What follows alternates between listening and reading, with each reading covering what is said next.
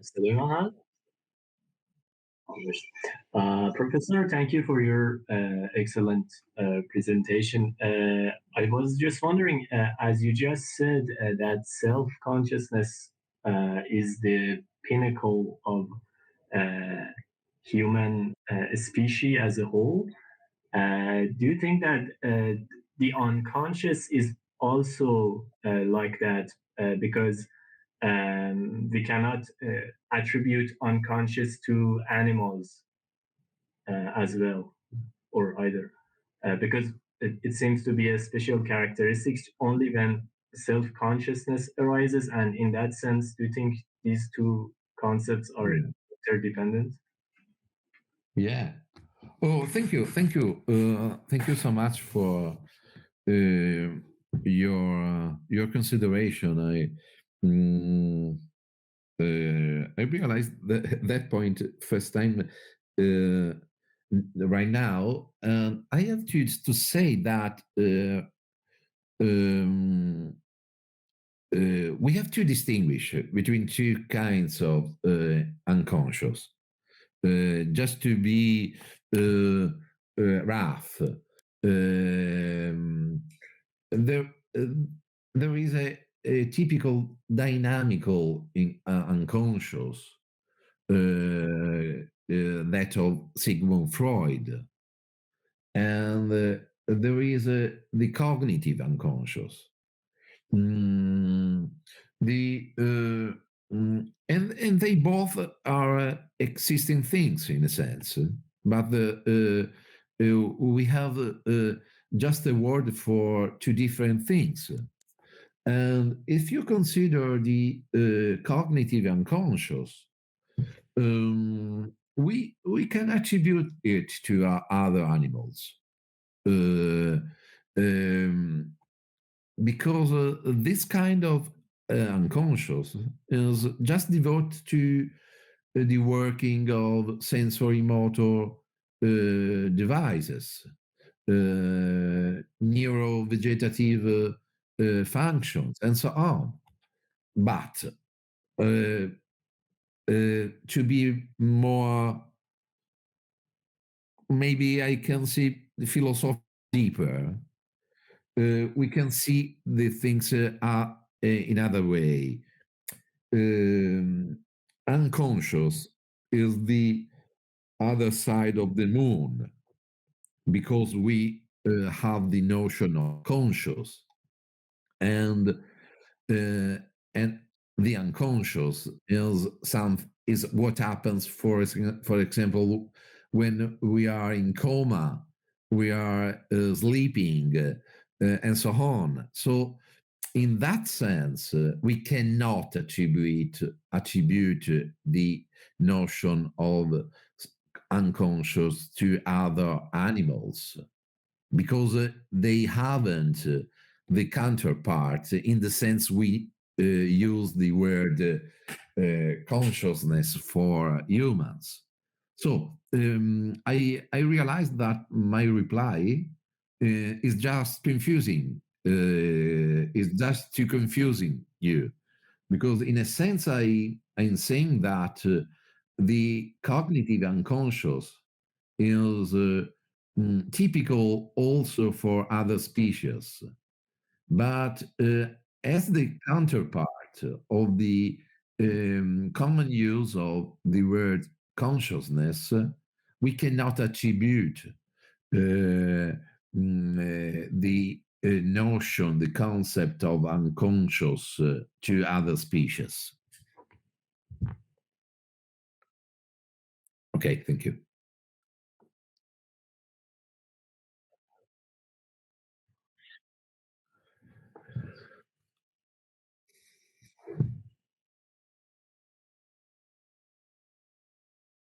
Yeah, thanks, dear professor, for sharing.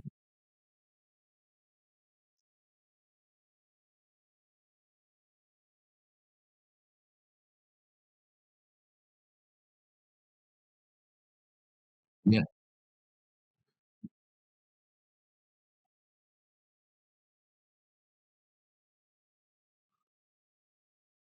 Yeah, okay. For the first issue, of course, if you want, I can switch on my Zoom or whatever. Uh, okay, okay. Yeah, okay, okay, okay, okay. This is like a radio chat, but it is good. Okay, your question is a very huge question. As you kindly mentioned it before, I um, wrote a book with my colleague Pleby on artificial mind, and there are a lot of questions about the artificial mind, but machine consciousness is is the more challenging. And mm, um, yes, I am an techno optimist. I mean, I'm outing just in two words. I think that it is possible to model consciousness and self consciousness in artificial agents, but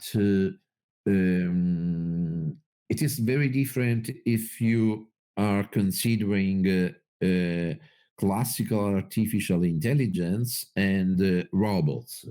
I think that if you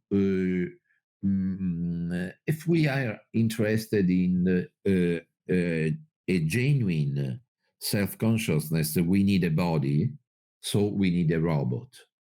But the way artificial intelligence are gaining human capacities is not human-like after the birth of deep learning. The framework is changed over the last 5 years. And we learned that artificial intelligence is gaining human-like capacities like GPT, large language models, visual recognition capacities. And these capacities are gained not just simulating human brain, but in another way. All this means that in the future, we could expect that machines are endowed with a kind of self consciousness very different from the usual ones, like other animal species or aliens in a sense. But we are facing with another style of cognitivity, just to use a claim.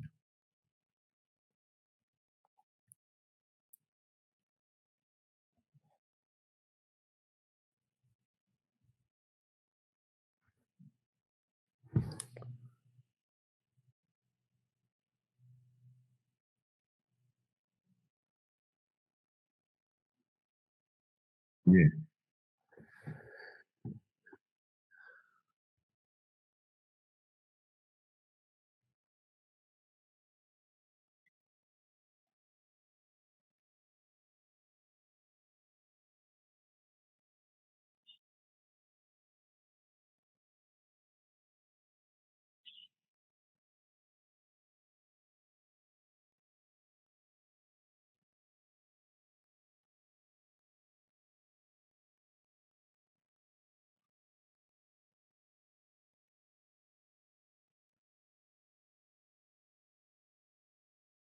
yeah, yeah.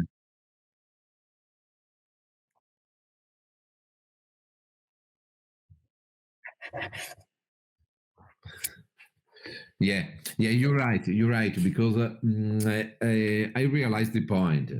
After all, I argue for a social theory of self-consciousness. So, this is the difference between this and the and social constructionism. Um, the difference. Uh, is that I refuse the idea that all the theoretical construct, all theoretical concepts are social constructions, including self-consciousness, mind, and so on. If you come back to the idea of the two different systems in human brains, in system one and system two, we realize that system one is universal. Does not matter of social constructing. The way, for example, which our eyes encoding the face perceptual cues in the environmental is not depending on the fact that we have a given theoretical, political, religious, what you want, stance. It is a matter of how nature works. Uh, um, in this sense, I am skeptical about the standard model of social science. But if my interlocutor, for example, you, have different theoretical attitudes, after all, it doesn't matter because my point is more. My point is that what I'm saying is about the way our brain is encoding social information. It's not about how society works. It's not about the way social norms are shaping. It is about the way our brain is able to encode social interaction. But of course, it is, in a sense, a sophistic, a too much smart reply, because another chapter in our investigation would be to realize that the way our mind works has influence on the way the society works. But this is a too much huge challenge for me. But I see the point. And after all, for example, Noam Chomsky is both interested in the way the mind works and the way, because of this, the society should be shaped. But it is a too much difficult task for me.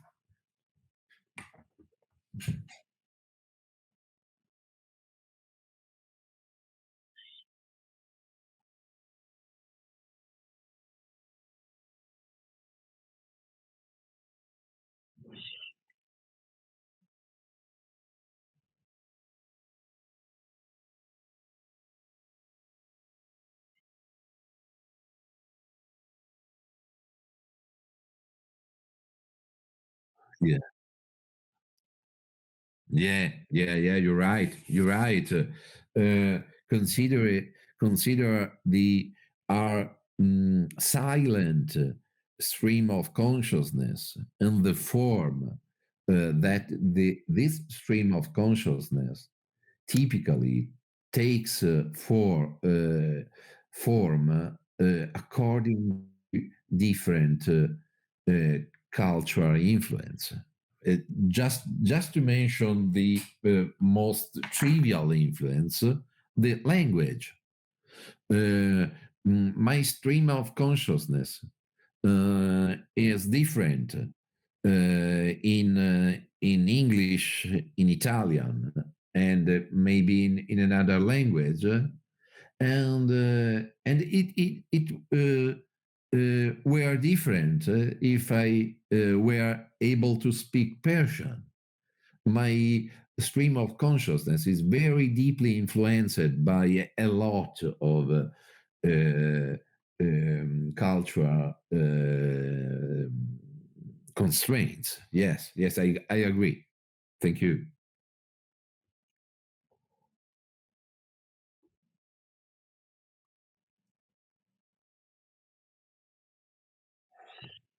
Good.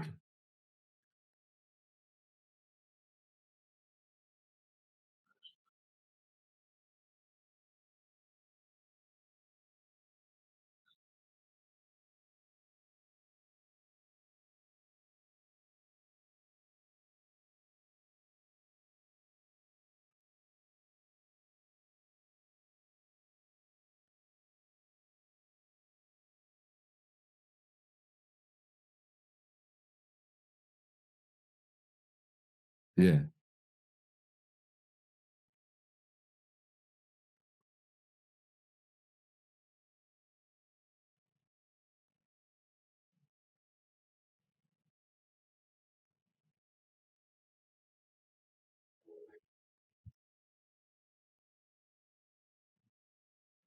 Thank you. Thank you again. It was a great honor and very interesting and stimulating, inspiring for me. And if it's possible, I remain connected and of course keep in touch for the future. Thank you.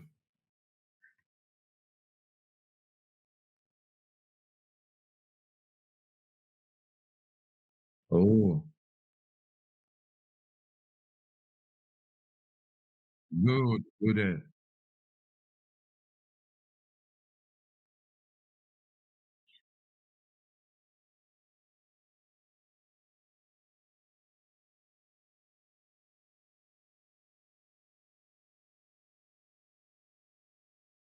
Okay. Okay. See you later. In a sense, of course, to see you. Yeah. Okay. Thank you. Thank you. Thank you. Bye.